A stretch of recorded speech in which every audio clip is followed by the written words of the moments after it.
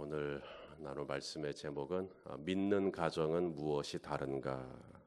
믿는 가정은 무엇이 다른가. 엠마오로 내려가던 그 두 제자에게 예수님이 함께 하셨죠.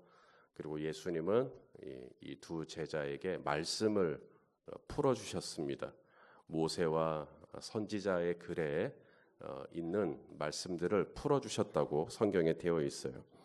누가복음 24장 27절 말씀인데 한번 같이 한번 보겠습니다. 누가복음 24장 27절. 자, 시작. 이에 모세와 모든 선지자의 글로 시작하여 모든 성경에 쓴 바 자기에 관한 것을 자세히 설명하시니라. 자, 엠마오로 내려가는 이 두 제자에게 예수님이 말씀을 풀어주시는데 구약 성경이죠. 우리로 말하자면 모세와 선지자의 글, 구약입니다. 이 구약을 이렇게 풀어주시는데 이 구약이 자기에 관하여 쓴 글이라는 거예요. 그러니까 구약을 해석을 하는 데 있어서 저와 여러분에게 어떤 기준을 지금 주고 있는 겁니다. 하나님의 말씀을 지금 우리가 신명기 구약을 보고 있죠. 이 신명기 말씀, 이 구약이 예수님에 관한 글이라는 거예요. 모세와 선지자의 글로 시작하여 모든 성경에 쓴 바 자기에 관한 것을 그러니 이것도 예수님에 대한 이야기였고 저것도 예수님에 대한 이야기였고 이걸 쫙 풀어주시더라는 겁니다. 그러고 나니까 나중에 엠마오로 가던 두 제자가 낮에 주님이 우리에게 그렇게 말씀을 풀어주실 때 우리 속이 뜨겁지 아니하냐, 이런 얘기를 서로 나누는 것을 보게 됩니다. 구약 성경을 해석하는데 아주 중요한 해석의 프레임을 우리에게 주고 있는 거예요. 모든 구약 성경의 밑바닥에 흐르고 있는 게 예수 그리스도라는 거죠. 오늘 우리가 읽은 이 신명기 말씀도 마찬가지입니다. 예수님의 어떤 잔잔한 이 바닥이 흐르고 있는 그걸 우리가 보게 됩니다. 자, 1절에서 9절 미해결 살인 사건에 대한 말씀이에요. 자, 사람은 죽었는데 누가 죽였는지를 모르는 일이 발생한 겁니다. 그때 어떻게 해야 하는가? 이제 암송아지를 죽여야 된다. 어떤 암송아지인가? 부리지도 않고 멍에를 맨 적이 없는 암송아지를 죽여라 라고 하는 건데, 자, 몇 절 말씀입니까? 한번 같이 한번 보시죠.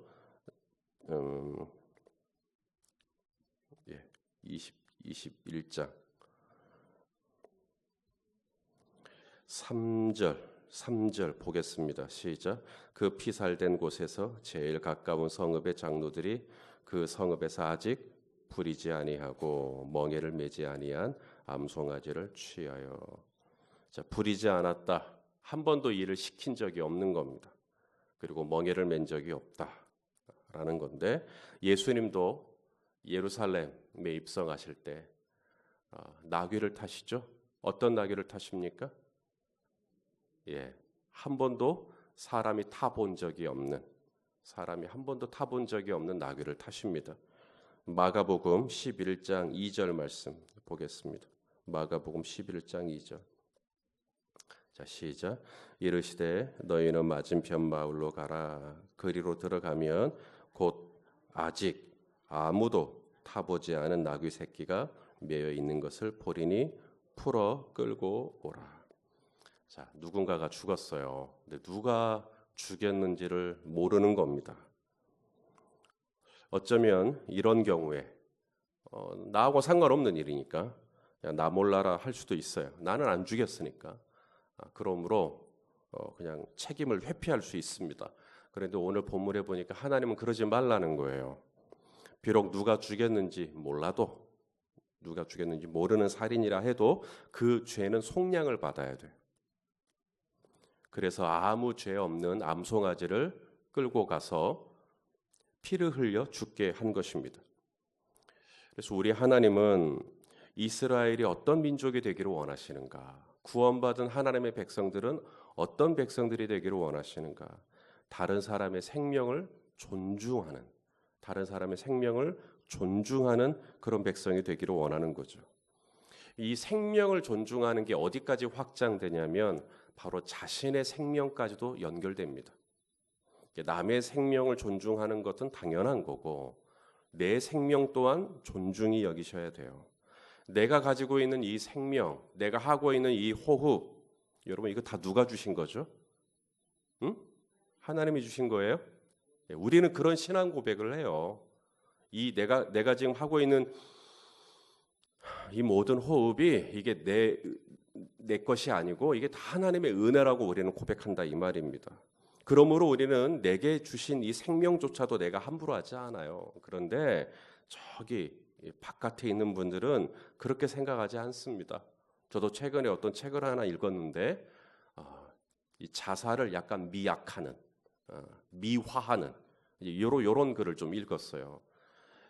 그러니까 내 거라고 생각해요. 그분들은 가치관이 그래요. 내 숨이고 내 호흡이고 내 생명이고 이건 내 거라고 생각을 하는 겁니다. 내 거라고 생각하는 순간 어떻게 되죠? 내가 마음대로 해도 되는 거예요. 내 거니까요. 그래서 내가 내 스스로의 판단과 결정을 존중하여 이런 표현들을 써요. 내가 스스로 할 수 있는 것을 존중해서 자살을 선택한 거다. 참 안타깝죠. 그렇게 자살을 하는 것을 굉장히 멋있는 것처럼 좋은 것처럼 내가 스스로에게 내릴 수 있는 마지막 존엄한 죽음이 자살인 것처럼 막 그렇게 미화하는 겁니다. 하지만 우리 성도들은 가치관이 다 완전히 다르죠. 우리 하나님의 백성들은 생명이 내 것이 아닙니다. 이거 하나님의 겁니다. 그러므로 내 생명을 내가 어떻게 해버리면 안 돼요. 하나님의 거니까요. 그게 기본으로 깔려 있는 겁니다. 오늘 본문이 끝나는 22절, 23절 보시면 나무에 달린 사람이 나오죠. 나무에 달린 사람. 죽음에 해당하는 죄를 짓고 나무에 달린 겁니다. 그때 시신을 어떻게 처리하라고 말씀하시냐면 하루만 걸어놓고 얼른 장사를 하라고 말씀하십니다. 그러면서 23절에 어떤 말씀을 주시죠. 자, 23절 보겠습니다. 시작.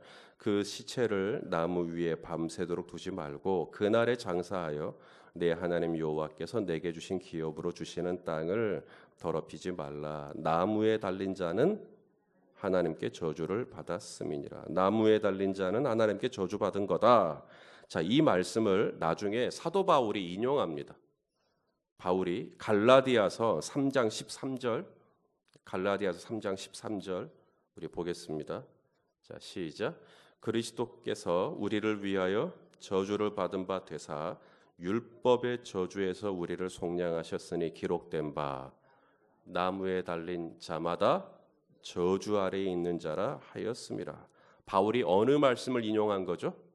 신명기에 있는 말씀을 오늘 우리가 읽은 신명기 21장 23절을 인용해서 지금 이야기를 한 겁니다.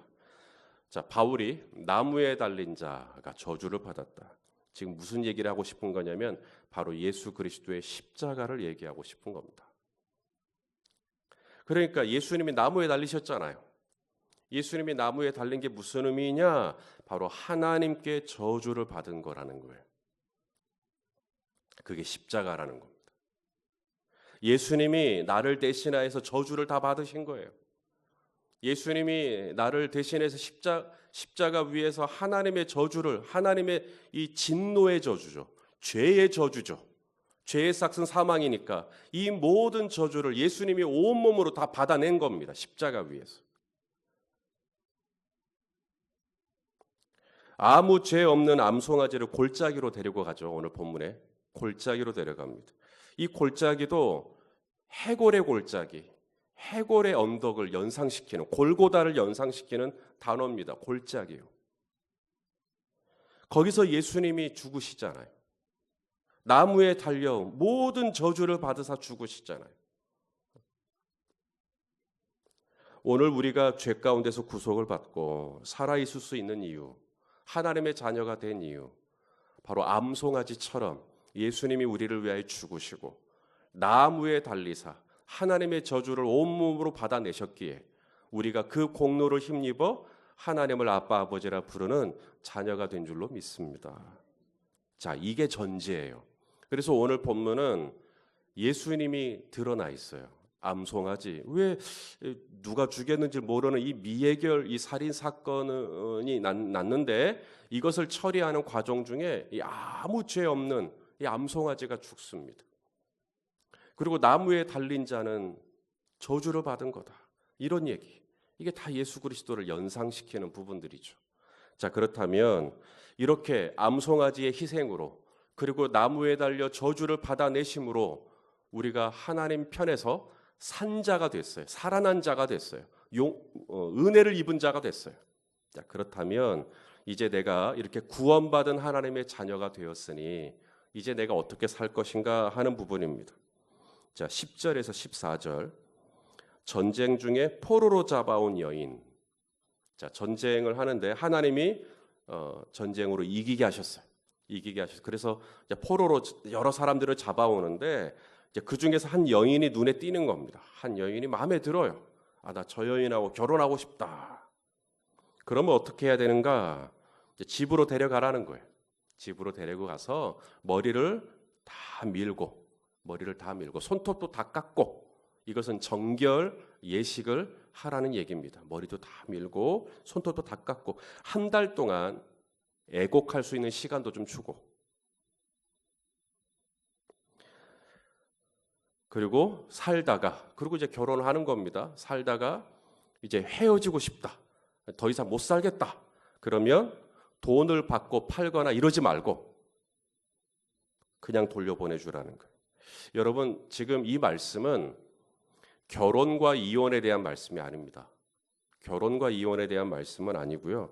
전쟁 중에 포로로 잡아온 여인과 어떻게 관계할 거냐에 대한 말씀이에요.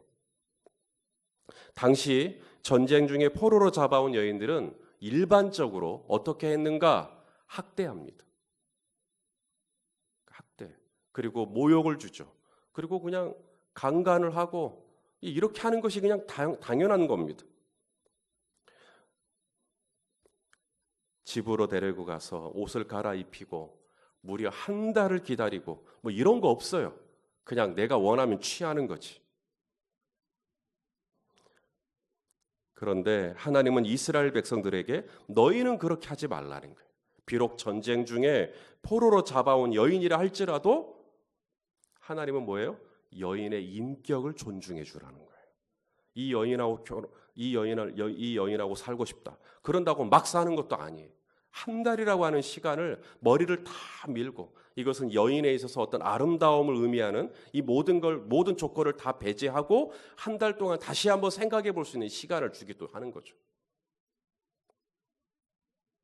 이것이 나를 위해 저주를 받아 나무에 달리시고 해골 골짜기에서 피 흘려 죽으신 예수님의 은혜를 받고 사는 사람의 모습, 그게 뭐죠? 다른 사람의 생명을 존중히 여겨주는 겁니다. 그분의 인격을 존중히 여겨주는 거죠. 포로로 잡아왔다 하여 함부로 하지 말라는 게. 또 하나가 있어요. 15절에서 18절에 보시면 장자의 소유권에 대한 말씀을 하십니다. 아내가 둘이 있어요. 성경은 원칙적으로 일부일처입니다. 그런데 오늘 본문에는 아내가 둘이 등장을 하네요. 자, 아내가 둘인데 문제가 생겼습니다. 한 아내는 되게 사랑합니다. 근데 한 아내는 덜 사랑합니다. 오늘 본문에 미워한다 그랬는데 덜 사랑하는 거죠.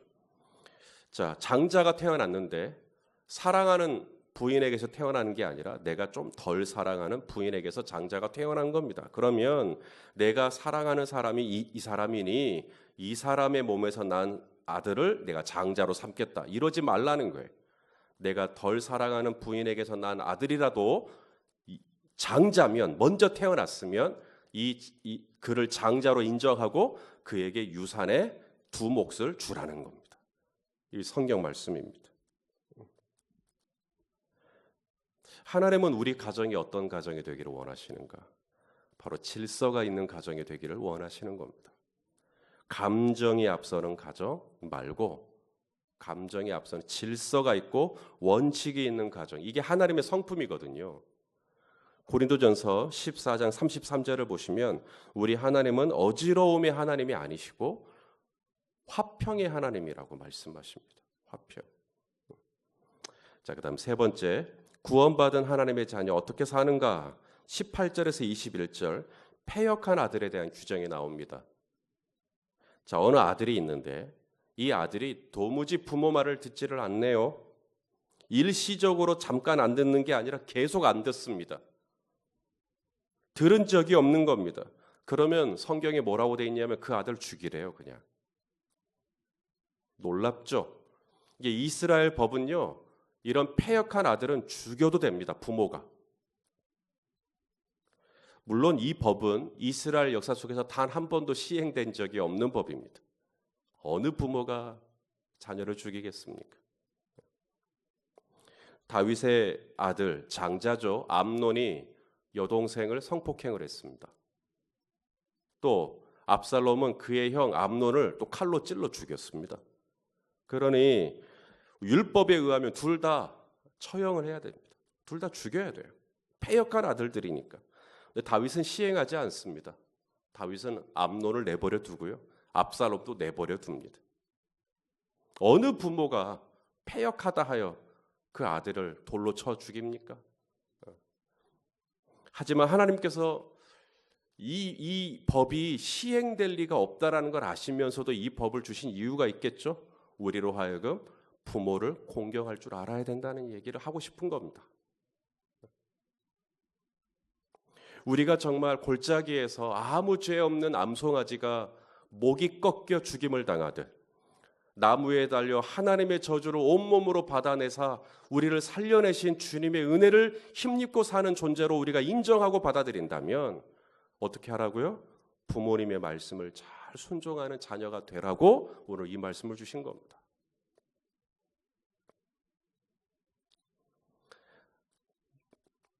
여러분의 성경책에 혹시 어느 성경책인가는 소제목들이 달려 있거든요. 이 소제목 중에 가족법이라고 하는 것이 달려 있을 수 있어요. 가족법. 하나님은 지금 오늘 이 말씀, 신명기 21장에 있는 이 말씀이 가족법입니다. 이게 우리가 어떤 가족이 되기를 원하는지, 우리가 어떤 가정이 되기를 원하시는지에 대한 말씀입니다. 세 가지죠. 첫째는 구원받은 하나님의 자녀로 첫째는 뭐냐면 서로 존중하는 것입니다. 전쟁 중에 포로로 잡아온 여인이라도 함부로 하지 않듯이 남편은 아내는 남편을 존중하고 부모도 자녀를 존중하고 자녀는 부모를 존중하는, 서로 존중하는, 이 세상에 내가 함부로 해도 되는 사람은 아무도 없습니다. 구원받은 하나님의 자녀는 누구라도 외국인 근로자라도 우리가 함부로 해도 되는 사람 아무도 없습니다. 우리가 구원받은 사람이라면. 둘째, 개인적인 감정이 아니라 질서를 존중하는 가정입니다. 질서. 비록 마음에 들지 않는 부인에게서 난 장자면 2배를 주는 겁니다. 질서대로. 셋째는 부모님을 공경하는 가정이죠. 바로 이 가정. 그래서 예수 믿는 이 기독교가 들어가면 가정이 좋아요.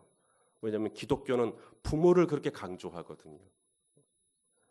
사랑하시는 성도 여러분, 바로 이것이 이스라엘 백성들이 가나안 땅에 들어가면 이런 가정이 되기를 원하시는 거예요. 하나님은 이런 가정. 전쟁 중에 포로로 잡아온 여인이라도 이 여자랑 결혼하고 싶다. 그래도 함부로 할 수 없어요. 아무쪼록 하나님이 원하시는 이 구별된 이 모습, 이 거룩한 모습이 저와 여러분의 가정 가운데 드러나서 정말 구원받은 하나님의 가정, 나를 위하여 나무에 달리셨던 예수 그리스도의 은혜가 있는 가정으로 그렇게 살아내시는 저와 여러분 되시기를 예수님의 이름으로 축원합니다.